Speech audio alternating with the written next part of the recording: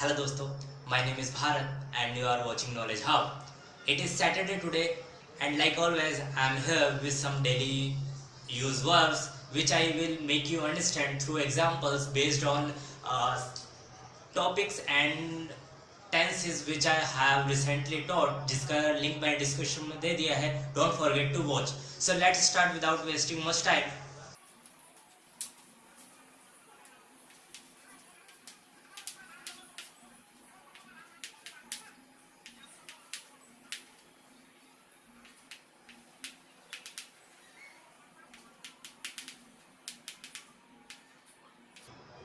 I hope guys these verbs you see in your daily life. Okay guys, and I will make you understand what is the difference between deny, refuse and listen here, and I will also make you understand meaning of encounter and other words like through sentences based on topics I have taught. So let's start guys.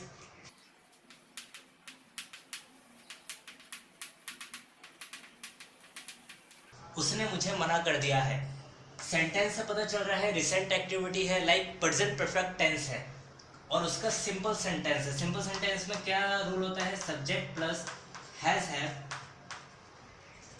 Verb की third form. Okay guys, सो यहाँ पे subject क्या है? उसने मुझे मना कर दिया है. उसने काम कर रहा है तो जो काम करता है वो सब्जेक्ट होता है. उसने के लिए ही क्योंकि सिंगुलर सब्जेक्ट है उसके साथ क्या लगेगा गाइस? हैज लगेगा. हैज. फिर आप कहोगे कि जो मेन वर्ब है उसके लिए हम क्या लगाएं? मना करना है मेन वर्ब. मेन वर्ब क्या है? मना करना. उसके लिए डिनाई भी लगता है और रिफ्यूज भी लगता है. So what is the difference between deny and refuse? See guys, like मैंने अपने दोस्त से पैसे मांगे. मैंने कहा भाई मुझे थोड़े से पैसे देते, मेरे को ज़रूरत है, और उसने उस वक्त मना कर दिया. तो उस वक्त जो उसने मना किया उसके लिए लगेगा डिनाई. तो अब रिफ्यूज में क्या डिफरेंस है? रिफ्यूज में मना करने के लिए लगता है, बिल्कुल लगता है. देखिए गाइस, रिफ्यूज में क्या डिफरेंस है? लाइक हमने 2 दिन पहले प्लान बनाया था कि हम संडे को कहीं घूमने जाएंगे. ओके गाइस, मैंने अपने दोस्तों के साथ प्लान बनाया. तो जब संडे को हम घूमने जा रहे थे तो मेरे दोस्त ने क्या है? मना कर दिया. तो ऐसी जगह के लिए हम मना करने के लिए हम क्या लगाते हैं? रिफ्यूज. मतलब पास्ट में कोई एग्रीमेंट हुआ था जहाँ पे जो बंदा है वो एग्री हो गया था या फिर कन्वेंस था, बट जब प्रेजेंट टाइम में वो क्या होता है? मना कर देता है या फिर इनकार कर देता है, तो वहाँ पे क्या लगाते हैं हम? Refuse. But on the spot किसी ने अगर मना कर दिया, लाइक आपने किसी से कुछ मांगा या किसी को कुछ करने के लिए कहा और उसने डायरेक्ट ऑन द स्पॉट क्या है? मना कर दिया, तो वहाँ पे हम क्या लगाते हैं? डिनाई. लाइक मैंने अपने दोस्त से पैसे मांगे और उसने उसी वक्त मना कर दिया. उसने मुझे मना कर दिया, तो यहाँ पे क्या लगाएंगे? He has denied me. He has denied me. Deny की थर्ड फॉर्म क्या होती है guys? Denied. And see, like मैंने अपने दोस्त के साथ 2 दिन पहले प्लान बनाया था, लेकिन अब उसने मुझे मना कर दिया है, तो अब यहाँ पे क्या आएगा? He has refused me. I hope guys आपको जो डाउट रहता है difference between deny and refuse and how to use them in sentences, so I have showed you.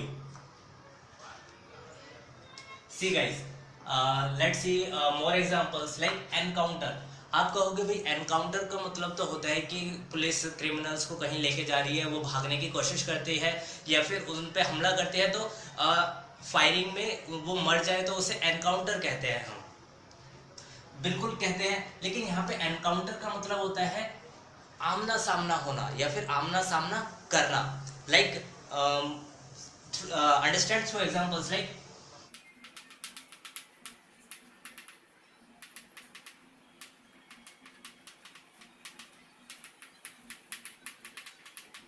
Like guys, मेरा रोज नए कस्टमर से आमना सामना होता है. सो गाइस, प्रेजेंट इंडेफिनिट का टेंस है. लाइक लॉजिक क्या होता है प्रेजेंट इंडेफिनिट का? लॉजिक होता है ऐसे काम जो हम डेली बेसिस पे करते हैं, वो हमारे रूटीन हो, या फिर ऐसे काम जो हमारी आदत बन जाते हैं, उन सेंटेंसेस को हम प्रेजेंट इंडेफिनिट टेंस में बनाते हैं. तो सिंपल सेंटेंस है प्रेजेंट इंडेफिनिट का रूल क्या होता है? सब्जेक्ट प्लस वर्ब की फर्स्ट फॉर्म प्लस ईएस और एस। ईएस और एस किस केस में लगता है? जब सब्जेक्ट सिंगुलर हो। यहाँ पे हमारा सब्जेक्ट क्या है? मेरा काम कर रहा है, तो उसके लिए हम क्या लगाएंगे? आई सब्जेक्ट है, आई प्लूरल सब्जेक्ट है, इसलिए ईएस और एस में से कुछ भी नहीं लगेगा। अब मेन वर्ब क्या है यहाँ पे गाइस? मेन वर्ब है आमना सामना होता है या फिर आमना सामना करना। आमना सामना करने के लिए क्या लगता है guys? Encounter. I encounter new customer, new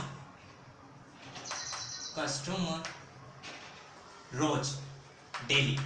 I hope guys आपको जो मैंने एग्जाम्पल्स दिए हैं वो आपको अच्छे से समझ आ रहे होंगे। Let's see some more examples related to listen and here.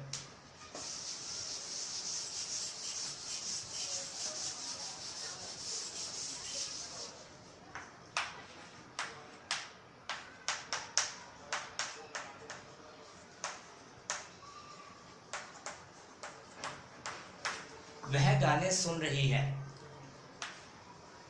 Sentence से क्या पता लग रहा है गाइस? प्रेजेंट कंटीन्यूअस टेंस है which I have already taught, जिसका लिंक मैंने डिस्क्रिप्शन में दे दिया है। Don't forget to watch that video. See क्या रूल होता है गाइस कंटीन्यूअस का? सिंपल सेंटेंस में subject plus SMR plus verb की first form plus ING. So guys subject क्या है? वह गाने सुन रही है। सब्जेक्ट है शी, वही के लिए शी लगेगा। शी सिंगुलर सब्जेक्ट है इसलिए उसके साथ इज लगेगा। और सुन रही है, सुनने के लिए तो भाई आप कहोगे लिसन भी होता है और हेयर भी होता है। बिल्कुल होता है। लाइक गाइस हम कहीं पे बैठे हैं या फिर कहीं जा रहे हैं तो आसपास कितनी सारी आवाजें होती है। गाड़ी की आवाज होती है, लोगों के चलने की आवाज होती है, बात कर रहे होते हैं लोग, तो हम कितनी तरीके की आवाजें एक साथ सुन रहे होते हैं। तो हम उन आवाजों को सुनना नहीं चाहते लेकिन फिर भी वो क्या है, हम सुन रहे हैं। तो अनजाने में ही हम कई सारी आवाजें सुन रहे हैं बिना attention, without paying any attention. तो वहां पे हम लगाते हैं हेयर। बट जब हम किसी वॉइस को इंटेंशनली जानबूझकर सुन रहे हैं, अब ध्यान से सुन रहे हैं, तो उसके लिए हम क्या लगाते हैं? लिसन। अब जैसे अगर हम टीवी देख रहे हैं तो टीवी की जो वॉइस है हम क्या है, ध्यान से सुन रहे हैं, तो उसे सुनने के लिए हम हेयर लगाएंगे। अब जैसे सॉन्ग्स है, हम अगर गाने सुन रहे हैं तो हम क्या है, इंटेंशनली और पूरा फोकस के साथ सुन रहे हैं, तो लिसन लगाएंगे। She is listen. लिसन क्या है? मेन वर्ब है और उसके साथ आईएनजी लगेगी। कॉन्टिन्यूस का सेंटेंस है she is listening to songs. I hope guys आपको listen and hear, what is the difference between listen and hear आपको समझ आया होगा। Let's see another example for escape.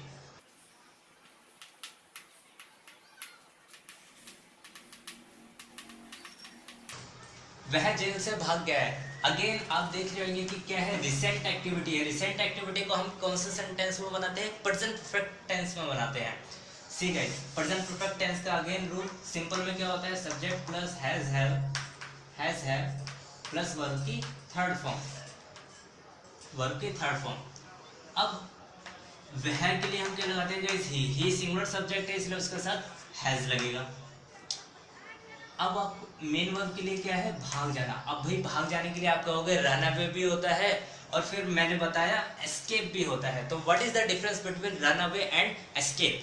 Run away होता है लाइक कहीं से भी भाग जाना, या फिर चाहे चोरी करके भाग जाना, या फिर किसी को मार के भाग जाना, रन अवे। बट एस्केप का मतलब क्या है? लाइक एस्केप का मतलब होता है ऐसी जगह से भाग जाना जहां पे आपको आपकी इच्छा के विरुद्ध रखा हुआ है, जहाँ पे या तो आपको बांध के रखा हुआ है या फिर आपकी मर्जी के खिलाफ रखा हुआ है। ऐसी जगह से भाग निकलने के लिए हम हमेशा क्या, एस्केप का यूज करते हैं। ऐसी जगह से भाग निकलना जहाँ पे आपको आपकी इच्छा के विरुद्ध या फिर जबरदस्ती रखा हुआ है। तो जेल में ऑब्वियसली चाहे क्रिमिनल ही क्यों ना हो गाइस, ऐसा तो है नहीं कि वो जेल में रहना चाहता है, उसकी इच्छा के अगेंस्ट ही रखा हुआ है, वहाँ पे उसकी मर्जी के खिलाफ रखा हुआ है, या फिर अगर किसी को किडनैप करके रखा हुआ है तो फोर्सफुली रखा हुआ है उसको। तो ऐसी जगह से भाग जाने के लिए हम क्या लगाएंगे? एस्केप। और एस्केप का थर्ड फॉर्म क्या होता है? Ed, escaped. He has escaped from. अब गाइस जेल को हम एज इट इज जेल भी लिखते हैं, और जेल का मतलब इंग्लिश में क्या होता है? Prison. Prison. He has escaped from jail और प्रिजन। आई होप गाइस आपको जो मैंने डेली यूज वर्ड्स एग्जाम्पल्स के थ्रू समझाई है वो आपको समझ आई होगी अच्छे से। अगर आपको किसी भी सेंटेंस या कहीं पे भी आपको डाउट आता है, so you can WhatsApp me on this number. And guys if you are learning spoken English, so it is very important that you practice sentences on daily basis related to topics or tenses you know very well. And gradually when you are good at sentences, increase your level from sentences to paragraph. Write a 10 or 15 lines paragraph in Hindi and then try to translate that in English. That will improve your writing skill and as well as comprehension skill. And when you will try to speak, so those words and sentences will come directly in your mind, so that time you will not need to think hard to speak. So guys, practice at your home, stay safe. अगर आपको video पसंद आई तो like कीजिएगा. If you are new on my YouTube channel, subscribe and press the bell icon. See you in my next video.